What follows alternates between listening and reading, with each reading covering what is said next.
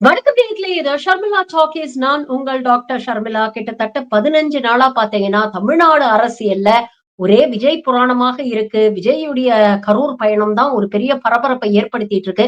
ஆனா இதே காலகட்டத்துல நாட்டுல மற்ற மாநிலங்கள்ல, அதுவும் குறிப்பாக சங்கிகள் ஆளக்கூடிய மாநிலங்கள்ல என்ன நடக்குது அப்படிங்கிற அப்டேட்ஸ நாம தெரிஞ்சுக்க வேண்டாமா? அத பத்தி தான் இந்த காணொளியில நாம பாக்க போறோம். இவங்க ரொம்ப சிலாகிச்சு குஜராத் மாடல்னு பேசுறாங்களே, அந்த குஜராத் மாடலை பற்றி வந்த சமீபத்திய செய்திகள பாருங்களேன். முதல் செய்தி என்ன அப்படின்னு பார்த்தீங்கன்னா, குஜராத்தில் மாநிலத்தில் இருக்கக்கூடிய 8 முனிசிபல் கார்ப்பரேஷன். இதுல அமித்ஷா நின்ற காந்தி நகர் தொகுதியும் அடங்கும் அப்படிங்கிறது ஒரு விஷயம். 8 முனிசிபல் கார்ப்பரேஷன்ஸ்ல கடந்த 8 வருஷமா ஆடிட்டே பண்ணல. சிஏஜி ஆடிட்டே நடக்கல அப்படிங்கிற செய்தி இன்னைக்கு வெளியில வந்து ஒரு பெரிய அதிர்ச்சியை ஏற்படுத்தியிருக்கு. வருஷா வருஷம் தணிக்கை பண்ண வேண்டியது 8 வருஷமா இவங்க பண்ணாம இருந்திருக்காங்க. கிட்டத்தட்ட 2,00,000 கோடி ரூபாய் என்ன செஞ்சாங்க? யாரு சாப்பிட்டாங்க? எப்படி ஏப்பம் விட்டாங்க? அப்படிங்கிறது எதுக்குமே இங்க கணக்கில்ல. அந்த கணக்கு தணிக்கை செய்யப்படலை. அப்படிங்கிற ஒரு செய்தி இன்னைக்கு வெளியில வந்திருக்கு. தமிழ்நாட்டுல ஒரு மழை பேஞ்சு ஒரு லேசா தண்ணி தேங்கி நின்னா கூட 4,000 கோடி என்ன செலவு பண்ணீங்க? எங்களுக்கு வெள்ளை அறிக்கை குடுங்க. எதற்கெல்லாம் செலவு பண்ணீங்கன்னு எங்களுக்கு கணக்கு காட்டுங்க. அப்படின்னு இங்க பல நலம் விரும்பிகள் வந்து பேசுவாங்க. நடுநிலையாளர்கள் பேசுவாங்க. உதாரணத்துக்கு நம்ம சுமந்த் ராமன், நாராயணன் திருப்பதி போன்றவர்கள்லாம் தொடர்ந்து சமூக வலைதளங்கள் இது போன்ற கேள்விகளை எழுப்பிட்டு இருப்பாங்க. ஆனா குஜராத்ல இப்படி ஒரு விஷயம் நடந்ததுன்னா, இந்த சங்கிகளுடைய சப்த நாடியும் அரங்கிடும். நவத்வாரத்தையும் பொத்தி வச்சுக்கிட்டு ஒரு கேள்வியும் கேட்காம அமைதியா இத கடந்து போயிடுவாங்க. ஆனா இந்த செய்திய நாம ஞாபகம் வச்சுக்கணும். 2,00,000 கோடிங்க. 8 வருஷமா 2,00,000 கோடியில சுருட்டி இருக்காங்க. எவ்வளவு சுருட்டுனாங்க? எத செலவழிச்சாங்க? என்ன ப்ராஜெக்ட்காக செலவழிச்சாங்க? இத பத்தி எந்த கணக்கு வழக்குமே இவங்க தணிக்கை செய்யாம வச்சிருக்காங்க அப்படிங்கிறது எவ்வளவு பெரிய ஒரு குற்றம் யோசிச்சு பாருங்க. ஒரு அரசு அட்மினிஸ்ட்ரேஷன்ல இந்த அளவுக்கு வந்து அலட்சியமா இருந்திருக்கிறாங்க. ஒரு அரசியலமைப்பு சட்டத்துல இருக்கக்கூடிய ஒரு ரூல்ஸ் அண்ட் ரெகுலேஷன்ஸையும் ஃபாலோ பண்ணாம இவங்க இருந்திருக்கிறாங்கன்னா, இவங்க எவ்வளவு பெரிய அயோக்கிய பயலா இருப்பாங்க. இவங்க நம்மள கேள்வி கேட்கறதுக்கு என்ன தகுதி இருக்கு அப்படிங்கிறது ஒரு செய்தி. 2வது முக்கியமான செய்தி என்ன அப்படின்னு பார்த்தீங்கன்னா, குஜராத்ல கட்ச்ல ஒரு ஃபேக் ஃபேக்டரி, அதாவது போலி ப்ராடக்ட்ஸ் தயாரிக்கிறாங்க. எப்பேர்ப்பட்ட போலி ப்ராடக்ட்ஸ்? கோல்கேட் இருக்கு இல்லையா? இந்த கோல்கேட் டூத் பேஸ்ட் உடைய போலி பிராண்ட இவங்க தயாரிச்சு கோல்கேட் அப்படிங்கிற பேர்ல ரீட்டெயில் மார்க்கெட்ல இவங்க வித்துக்கிட்டு இருந்திருக்காங்க.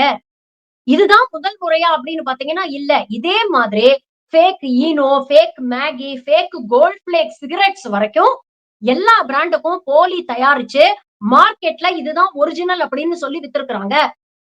இது சம்பந்தமாக 4 பேரை இன்னைக்கு கைது பண்ணியிருக்கிறாங்க. அப்ப யோசிச்சு பாருங்க. குஜராத் மாநிலத்துல இருக்கக்கூடிய மக்களுடைய நிலைமை, ஒரு மார்க்கெட்டுக்கு போயி ஒரு ஒரு ஒரு பிராண்டட் ப்ராடக்ட் நீங்க வாங்குனீங்கன்னா, அது உண்மையா போலியா அப்படிங்கிற கேரண்டி கூட கிடையாது. இந்த லட்சணத்துல இவங்க நாங்க ஜிஎஸ்டிய குறைச்சிட்டோம் அப்படின்னு பெருமை பீத்திக்கிட்டு திரியுறாங்க. அப்ப அன்றாடம் வாங்கக்கூடிய பொருட்கள், ஒரு டூத் பேஸ்டோ, ஒரு சோப்போ வாங்குனீங்கன்னா, அது ஒரிஜினல் பிராண்டா? இல்ல அதுலயும் டூப்ளிகேட் பண்ணி விக்கிறாங்களா? அப்படிங்கிறத நம்ம எப்படி தெரிஞ்சுக்கிறது? இதுல என்னென்ன பொருட்கள் சேர்க்கிறாங்களோ, இதனால உடலில் என்னென்ன பாதிப்புகள் வருமோ யோசிச்சு பாருங்க. இதோட இம்ப்ளிகேஷன்ஸ் யோசிச்சு பாருங்க. இதெல்லாம் மேற்பார்வை பார்த்து இதெல்லாம் தடுக்க வேண்டியது ஒரு அரசாங்கத்துடைய கடமை தானே! இப்ப தமிழ்நாட்டுல போலி காஃப் சிரப் தயாரிச்சிருக்கிறாங்க. இத குடிச்சு மத்திய பிரதேஷ்லயும், ராஜஸ்தான்லயும் 20க்கும் மேற்பட்ட குழந்தைகள் இறந்து போச்சு அப்படின்ற செய்திகள இந்த சங்கிகள் பரப்புறாங்க. மத்திய பிரதேஷ் முதலமைச்சர் தமிழ்நாட கேள்வி கேட்கிறாரு. தமிழ்நாடு சுகாதாரத்துறை என்ன பண்ணிட்டு இருந்தது? டிஎன்எம்எஸ்சி என்ன பண்ணிட்டு இருந்தது? ட்ரக் கண்ட்ரோல் அத்தாரிட்டீஸ் என்ன பண்ணிட்டு இருந்தீங்க? டிஎன்எஃப்டிஏ எப்படி லைசென்ஸ் குடுத்தது? எப்படி லைசென்ஸ ரினியூ பண்ணுச்சு? அப்படின்னு 1008 கேள்வி தமிழ்நாட்ட கேட்கிறீங்கல்ல, இதே கேள்விய நாங்களும் கேட்கிறோம். ஏன்னா, எங்க மாநிலத்தோடைய சுகாதாரம் மீது எனக்கு அக்கறை இருக்கு. போன வாரம் இத பத்தி மத்தவங்கலாம் பேசுறதுக்கு முன்னால முதல் முறையா நான் தான் காணொளி போட்டேன். இன்ஃபாக்ட் சுகாதாரத்துறை அமைச்சர் மா. சுப்பிரமணியம் குடுத்த பிரஸ் மீட்டையும் கிரிட்டிசைஸ் பண்ணி நான் ஒரு ஷார்ட்ஸ் போட்டிருந்தேன். இப்ப சம்பந்தப்பட்டவங்க மீது நடவடிக்கை எடுத்து என்ன பிரயோஜனம்? இவ்வளவு நாள் என்ன பண்ணிட்டு இருந்தீங்க? அப்படிங்கிற கேள்விய நான் கேட்டிருந்தேன். இன்னைக்கு செய்தி வருது. 2011ல இருந்து இந்த கம்பெனிக்கு வந்து எந்த விதமான ஒரு தணிக்கையும் செய்யப்படல. இவங்க தொடர்ந்து இந்த மாரி காஃப் சிரப் தயாரிச்சுட்டு இருக்கிறாங்க. அப்போ நம்ம மாநிலத்துல இதே மாதிரி ஏதாவது ஒரு விஷயம் நடந்தா, இத நாம கேள்வி கேட்கிறோம். ஏன் கேள்வி கேட்கிறோம்? மக்கள் மீது இருக்கக்கூடிய அக்கறை. ஒரு அரசு தவறு பண்ணுதுன்னா, அதை சுட்டிக்காட்ட வேண்டியது நம்ம கடமை. அரசு நல்லது பண்ணா அதை பாராட்டுறோம். அதே நேரத்துல தவறு நடந்ததுன்னா இது தவறு, இதை சரி செய்யுங்க அப்படின்னு நாம சுட்டி காட்டுறோம். ஆனா சங்கிகள் ஏதாவது ஒரு குற்றச்சாட்டை தன்னுடைய அரசு மீது வைக்கிறாங்களா? இவ்வளவு பெரிய அநியாயம் நடக்குது. இவ்ளோ போலி விஷயங்கள தயாரிச்சு மார்க்கெட்ல ஓப்பன் மார்க்கெட்ல வித்துக்கிட்டு இருக்காங்க இவ்வளவு நாளா. ஏதாவது ஒரு கேள்வி கேட்டீங்களா? குஜராத் மாடல் இந்த லட்சணத்துல இருக்குன்னா, பீகார் மாடல் அதை விட கேவலமா இருக்கு. தேர்தல் வரப்போகுது. அப்போ செய்தி வருது. பீகார்ல கிட்டத்தட்ட 70,000 கோடி கையாடல் பண்ணியிருக்கு அந்த அரசு அப்படின்னு சிஏஜி ரிப்போர்ட்ல, ஆடிட் ரிப்போர்ட்ல சொல்றாங்க. கிட்டத்தட்ட 70,000 கோடிக்கு என்ன கணக்குன்னே தெரியல. அதற்கான டீடைல்ஸே இல்ல. கையாடல் பண்ணியிருக்காங்க அப்படின்னு வெளிப்படையா போட்டு உடைச்சிருக்காங்க. ஏற்கனவே பீகார்ல பாஜக பின்னடைவை சந்திச்சுட்டு இருக்கு அப்படிங்கிற ஒரு செய்தி வருது.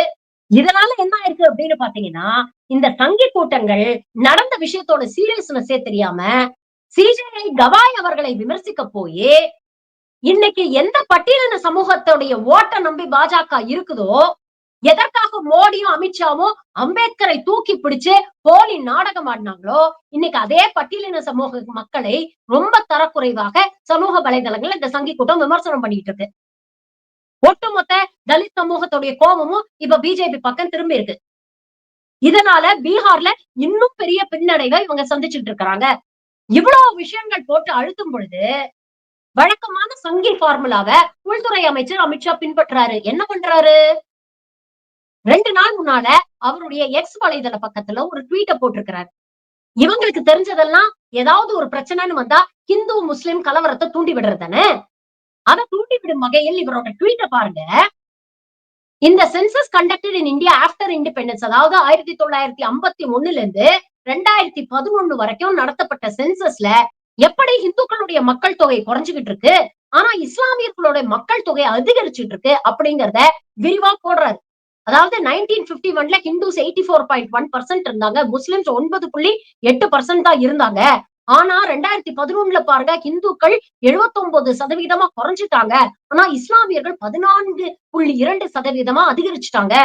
அது மட்டும் இல்ல, முஸ்லிம்ஸோட குரோத் ரேட் வந்து கிட்டத்தட்ட 24.6%, 25% எட்டிடுச்சு. இதற்கு காரணம் ஃபர்டிலிட்டி ரேட் கிடையாது. பாகிஸ்தான், பங்களாதேஷ் போன்ற நாடுகள்ல இருந்து இங்க வந்து ஊடுருவுறாங்க. இன்ஃபில்ட்ரேட்டர்ஸ் வராங்க, இமிகிரண்ட்ஸ் வராங்க. இதுதான் காரணம். அப்படின்ற ஒரு விஷயத்த பதிவு பண்ணியிருக்கிறார். இதை ஃபேக்ட் செக்கர் முகமது ஜுபைர் தன்னுடைய ட்வீட்னால அழகா வெளிப்படுத்தி இருக்கிறாரு. பாருங்க, 1951ல இந்துக்கள் 30 கோடி இருந்தாங்க. முஸ்லிம்கள் வெறும் 3 கோடி இருந்தாங்க. 2011 சென்சஸ்ல இந்துக்கள் 96 கோடி கிட்ட இருக்கிறாங்க. இஸ்லாமியர்கள் 17 கோடி தான் இருக்கிறாங்க. அதாவது 2001ல இருந்து 2011ல பாத்தீங்கன்னா, இந்த 10 வருஷத்துல இந்துக்களுடைய பாப்புலேஷன் வந்து 13.8 crores இன்கிரீஸ் ஆயிருக்கு. இஸ்லாமியர்களோட பாப்புலேஷன் 3.4 கோடி தான் இன்கிரீஸ் ஆயிருக்கு. இப்ப சொல்லுங்க, இந்துக்களே உங்களுக்கு ஆபத்து அப்படின்னு தேவையில்லாம ஒரு பயத்தை கிரியேட் பண்ண முயற்சி பண்றீங்களே, எந்த அடிப்படையில, எந்த பொய்யான தரவுகளை வச்சுட்டு இப்படி ஒரு பதிவு போட்டிருக்கீங்க? ஒரு உள்துறை அமைச்சராக உங்களுக்கு கொஞ்சம் கூட பொறுப்பு இல்லையா? இல்ல அப்படி நீங்க சொல்லக்கூடிய கூற்று உண்மை அப்படின்னா, 10 வருஷமா நீங்க தானே சார் உள்துறை அமைச்சரா இருக்கீங்க. வெளிநாடுகள்ல இருந்து இஸ்லாமியர்கள் நாட்டுக்குள்ள ஊடுருவறாங்க அப்படின்னா, அதை கண்காணிக்க வேண்டியது யாருடைய பொறுப்பு? உள்துறை அமைச்சகத்தோட பொறுப்பு தானே. 11 வருஷமா அந்த சீட்ட உட்கார்ந்து நீங்க தானே தேய்ச்சுக்கிட்டு இருக்கீங்க. அப்போ இது உங்களுடைய கவனக்குறைவு, உங்களுடைய கையால் ஆகாதத்தனம் அப்படின்னு நாம சொல்லலாமா? ஒரு பதிவு போடுறதுக்கு முன்னால என்ன போடுறோம் அப்படிங்கறத யோசிச்சு போட வேண்டாமா? இதுதான் இவங்களுடைய மாடஸ் ஆப்பராண்டி. சுத்தி வர ஏகப்பட்ட சர்ச்சைகள் வரும்போது இதற்கெல்லாம் பதில் தெரியலன்னா உடனே ஐயையோ பாருங்க, முஸ்லிம்கள் எண்ணிக்கை அதிகமாயிடுச்சு. ஐயையோ உங்களுக்கு ஆபத்து. ஐயையோ உங்க எரும மாட்ட ஓட்டிட்டு போயிடுவாங்க. ஐயையோ உங்க பொண்டாட்டில ஐயையோ உங்க பொண்டாட்டி கழுத்துல இருக்க தாலி செயின கூட உருவிட்டு போயிடுவாங்க. எப்படி எத்தன நாள் தான் பயங்காட்டி பயங்காட்டி ஏமாத்த போறீங்க? 10 வருஷமா உள்துறை அமைச்சகம் என்ன கிழிச்சிட்டு இருந்தது? அப்ப ஒண்ணு, நீங்க சொல்ற விஷயம் உண்மையா இருந்ததுன்னா, நீங்க கையாலாகாத ஒரு உள்துறை அமைச்சரா இருந்திருக்கீங்கன்னு அர்த்தம். இல்ல நீங்க சிறப்பா செயல்பட்டிருக்கீங்கன்னா, அப்ப நீங்க சொன்னது பொய்ன்னு அர்த்தம். இந்த லட்சணத்துல நடந்துகிட்டு இருக்கு சங்கி அரசாங்கம். இதுங்கதான் நம்ம கிட்ட வந்து திமுக தீய சக்தி, 4½ வருஷமா தமிழ்நாட்ட பின்னோக்கி இழுத்துட்டு போயிட்டாங்க.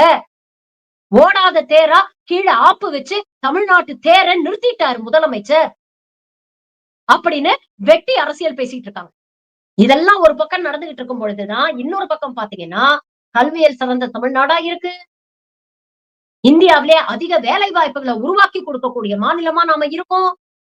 மேனுஃபேக்சரிங் செக்டார்ல பெண்கள் அதிகம் வேலை செய்யக்கூடிய மாநிலமா நாம இருக்கோம்.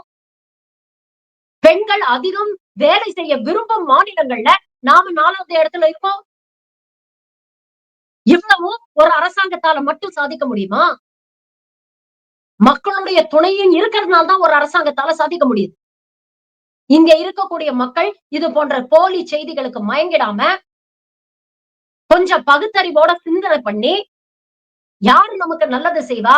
யாரு கலவர பூமியா மாத்துவா? அப்படிங்கிறது தெளிவா தெரிஞ்சதுனால தான், தொடர்ந்து பாஜக போன்ற தீய சக்திகள நாம ஒரு படி தூரமாவே வச்சிருக்கோம். இன்னைக்கு விஜய் போன்றவர்களுடைய முகமூடி அணிஞ்சுகிட்டு பாஜக இங்க கால் பதிக்கணும்னு முயற்சி பண்ணுது. இந்த ஆள் அவ்ளோ வீராப்பா பேசுறான். அஜித் குமார் மரணம் போது. எதுக்கு சிபிஐக்கு குடுக்குறீங்க? சிபிஐ யார் கண்ட்ரோல்ல இருக்குது எங்களுக்கு தெரியாதா? சிபிஐ கிட்ட வழக்க மாத்தி காலம் தாழ்த்த முயற்சி பண்றீங்க. ரகசிய டீலிங் வச்சிருக்கீங்க. அப்ப இப்ப எதுக்கு சிபிஐ கேக்குறீங்க? இப்ப தெரியாதா உங்களுக்கு சிபிஐ யார் கண்ட்ரோல்ல இருக்குன்னு? அப்ப என்ன நோக்கம் இந்த சிபிஐக்கு மாத்தணும்னு கேக்குறதுல? காலம் தாழ்த்தி இத அப்படியே ஒண்ணுமில்லாம பண்ணிடலாம் அப்படிங்கிற நோக்கமா? அப்ப நீங்க ரகசிய டீலிங் வச்சிருக்கீங்க அப்படின்னு நாங்க சொல்லலாமா? பொறுத்திருந்து பார்ப்போம். நாளைக்கு என்ன தீர்ப்பு வருது அப்படின்னு. இந்த எஸ்ஐடி விசாரிக்கிற வரைக்கும் விஜய் போன்றவர்களுக்கு நல்லது. அட்லீஸ்ட் இதுல ரொம்ப நடுநிலையா எது உண்மை, எது பொய், யார் மேல ரெஸ்பான்சிபிலிட்டி இருக்கு அப்படிங்கறத தெளிவாவது வெளியில கொண்டு வருவாங்க. ஆனா சிபிஐ கிட்ட வழக்கு போச்சுன்னா, அது புலிவால புடிச்ச கதை. இந்த சங்கி கூட்டத்துக்கிட்ட தலைய குடுத்துட்டீங்கன்னா, அவ்வளவு சீக்கிரம் வெளிய எடுக்க முடியாது. இதோ எடப்பாடி பழனிசாமின்னு ஒருத்தர் எப்படி தவிச்சுக்கிட்டு இருக்காரு, எவ்வளவு அசிங்கப்பட்டுக்கிட்டு இருக்காரு தினம் தினமும் அப்படின்னு பார்த்துட்டு தானே இருக்கோம். சிபிஐக்கு போக போகுது பாருங்க அப்படின்னு இந்த தாவேகா தற்குறிகள் சோசியல் மீடியால ஃபயர் விட்டுட்டு இருக்காங்க. இதெல்லாம் பத்தி நீங்க பேச மாட்டீங்களா? அப்படின்னு நம்மள வேற டாக் பண்ணி. போங்கடா. போய் மாட்னீங்கன்னா தான் உங்களுக்கு எல்லாம் அறிவு வரும். அவன் வச்சு மிரட்டுவான். அவன் ஆடுற ஆட்டத்துக்கெல்லாம் ஊதுற ஊதுக்கெல்லாம் நீங்க டான்ஸ் ஆடுவீங்கல்ல. அப்ப தெரியும். பாஜகவுடைய பிடி எவ்வளவு மோசமானது, எவ்வளவு விஷம பிடி அப்படிங்கிறது அப்ப புரியும். அப்ப சொல்லுங்க பார்க்கலாம். தீய சக்தி திமுகன்னு.